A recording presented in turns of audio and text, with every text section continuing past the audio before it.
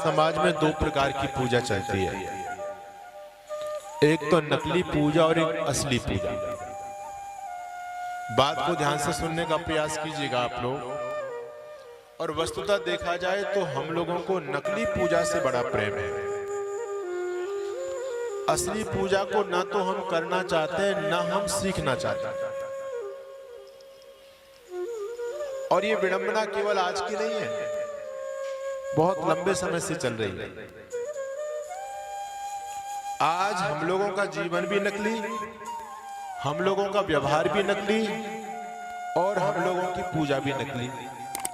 नकली चीजों से हमको प्रेम हो गया आजकल, असली चीजों से प्रेम नहीं है।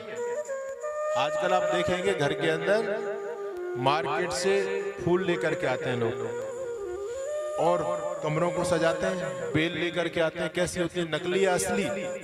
नकली वाली। असली फूल नहीं मिलेंगे लोगों के घर में। हमारे यहाँ बहुत अच्छे समाज सुधारक हुए जिनको दुनिया कबीर दास के नाम से जानती है। उन्होंने बहुत अच्छी बात कही इस हिंदू समाज की मनोदशा को देखते हुए। वो कहते हैं, संतो देखो जग पौराना, सांच कहो तो मारन धावे, झूठ कहो पतियाना। अगर सच्चाई का उपदेश समाज को करेंगे तो समाज क्या करता है? सम्मान नहीं करता, बल्कि ईंट पत्थर फेंकता है, मारने के लिए दौड़ता है। जितने भी समाज सुधारक इस समाज को जगाने के लिए आए, इन समाज के लोगों ने उनको सुला दिया हमेशा हमेशा के लिए। चाहे शंकराचार्य को ले लो, चाहे महर्षि दयानंद को ले लो, चाहे अन्य किसी को भी ले लो। लेकिन जो इस समाज को बहकाने का काम करता है, ये समाज को बहुत अच्छा मानता है। सांच कहो तो मारन धावे, झूठ कहो पतियाना। और कहते हैं, माटी को एक नाग बनायो, पूजे लोग लुगाई।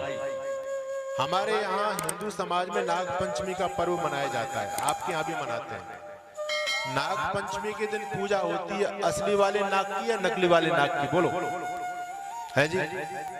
अच्छा, पूजा यदि करनी है तो असली की करनी चाहिए, नकली की करनी चाहिए? यही विडंबना है हिंदू समाज की।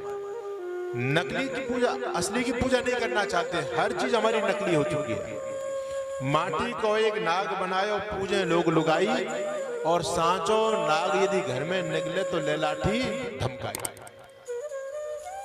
घर में मैंने देखा है, बड़ी आलीशान कोठी बनाते हैं लोग, कोठी के अंदर मंदिर बनाते हैं और उस मंदिर के अंदर चांदी की या पीतल की एक गाय रखते हैं।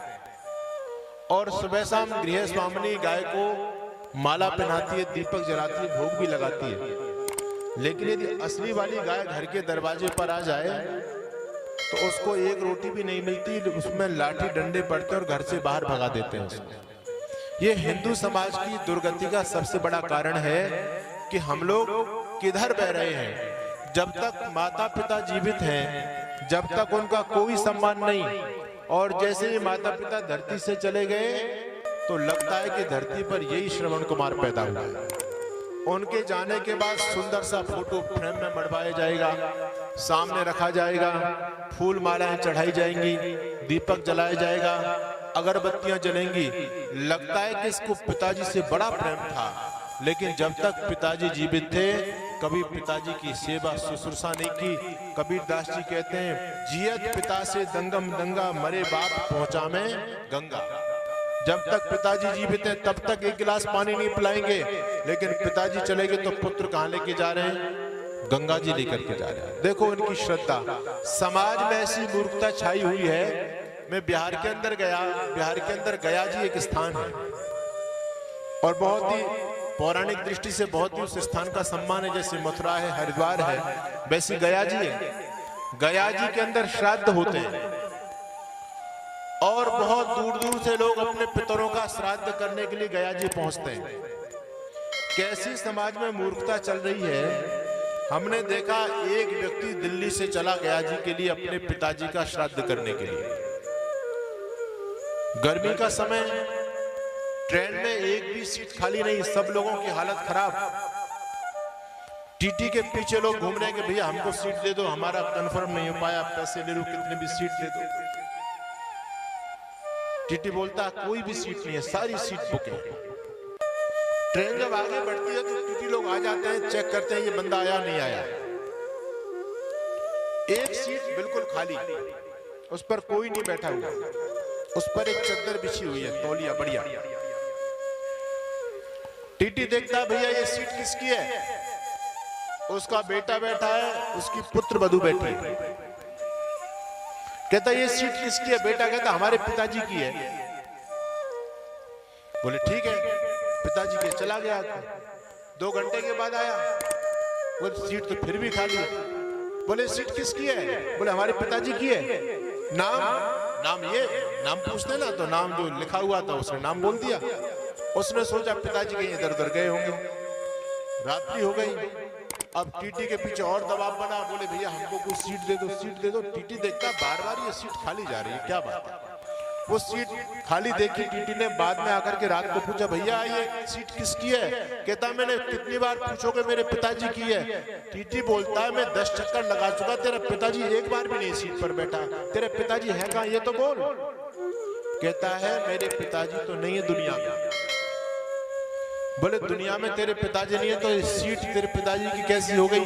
कहता है मैं पिताजी का श्राद्ध करने जा रहा हूँ गया जी में, तो मैंने पहले रिजर्वेशन पिताजी का करा दिया, पिताजी भी मेरे साथ ही जा रहे हैं, गया जी चले गए। ऐसी मूर्खता इस हिंदू समाज में चल रही है, इसका कल्याण कैसे होगा?